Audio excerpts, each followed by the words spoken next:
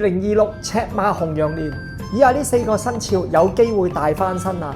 最後一個簡直係財星高照，我哋一齊睇下有冇你份。第4位屬羊嘅朋友，6合太歲，5火生土，今年咧太歲咧就變咗貴人星咁扶持佢。如果佢事業咧係做能源同埋文化或者屬火嘅行業咧，個突破咧就更加犀利嘅。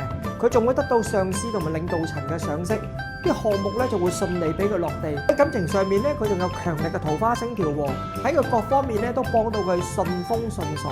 第3位就屬狗嘅朋友，3合太歲，到今年咧好似個火符咁，收今年火嘅旺氣，會形成一個聚財局。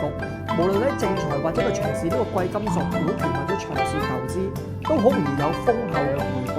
同時咧，今年咧家庭和睦，亦都得到家人嘅支持。如果計劃生小朋友嘅話咧，更容易咧傳來喜訊。第2位屬虎嘅朋友，今年咧就合太歲，木生火嘅運勢能夠放大你自身嘅才華同埋價值，喺事業上好容易得到咧貴人嘅提攜同埋優質嘅合作。特別咧適合開拓新嘅項目，展現領導才能，將呢個潛力化為實質嘅成果。第1位就係屬馬嘅朋友，今年咧就值太歲啦。今年咧就丙午雙火嘅旺氣，呢個旺氣咧係會催旺你嘅事運，尤其是咧做呢個創作同埋能源同埋科技呢個行業，透過靈感咧幫助你脫穎而出。今年會有外來嘅壓力逼你咧突破自我。恭喜上榜嘅朋友！如果你想更精準把握知道太歲喺邊月邊日咧助旺你嘅日子，其實咧可以透過查命盤咧就知道㗎啦。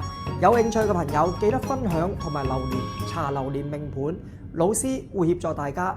記得 WhatsApp 我啦。